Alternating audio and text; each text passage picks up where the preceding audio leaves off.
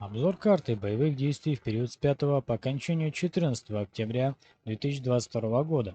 Напряженная ситуация наблюдается в окрестностях Бахмута, где российская армия концентрирует наибольшие усилия.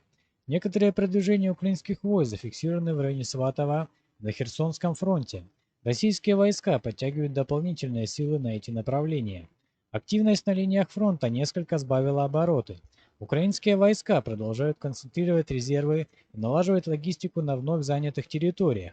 В это же время российские войска получают подкрепление в виде мобилизованных из России, а также выстраивают и укрепляют свои оборонительные позиции, ожидая наступления украинской армии.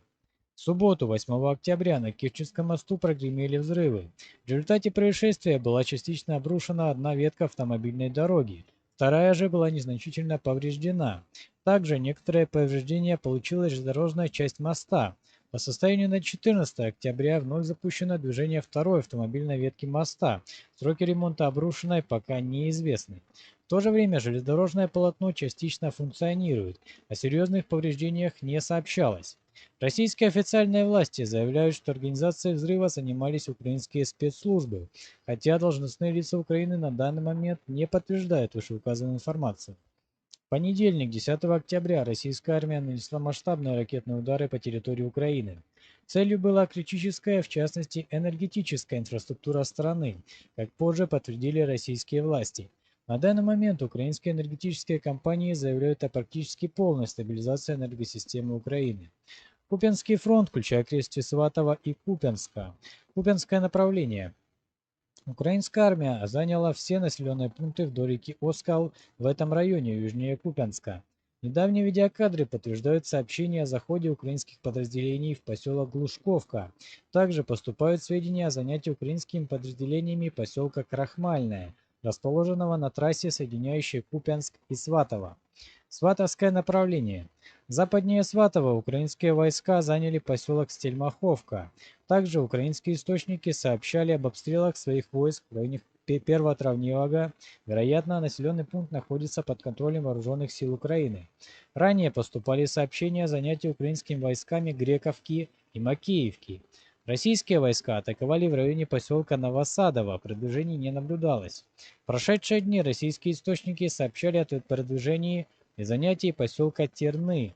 На данный момент нет никаких подтверждений о занятии поселка, но по сообщениям из нескольких источников российские войска действительно продвинулись в направлении населенного пункта. Северско-Донецкий фронт, включая район Северской окрестностей Бахмута.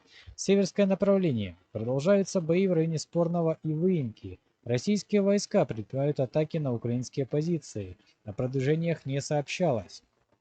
Бахмутское направление.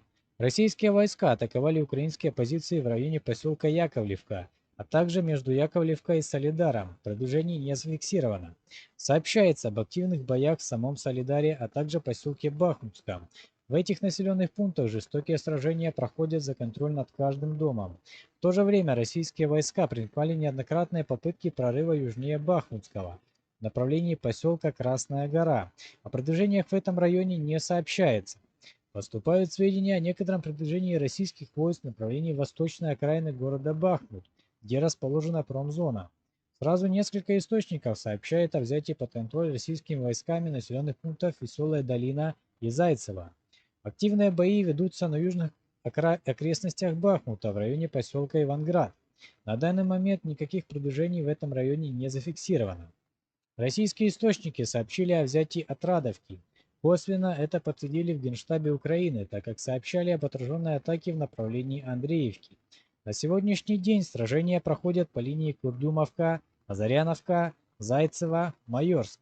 О продвижениях в районе этих населенных пунктов не сообщается. Напоминаем, канал ведется на добровольских началах. Поддержать выпуски новых видео финансово можно на платформе Patreon, оформив спонсорство на странице канала. Ссылка на Patreon в описании под видео. Донецкий фронт, включая центр и юг Донецкой области. Центральное направление. Российские войска предприняли атаки на направлении Нью-Йорка, Красногоровки, Веселого, Каменки и Водяного.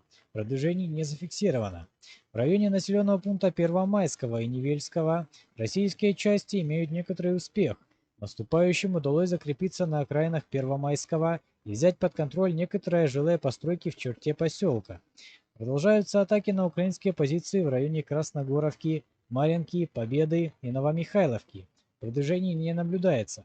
В последние дни сообщалось об уменьшении количества атак российских войск на этих участках фронта. Южное направление. Генштаб Украины сообщает об отраженной атаке на Угледар.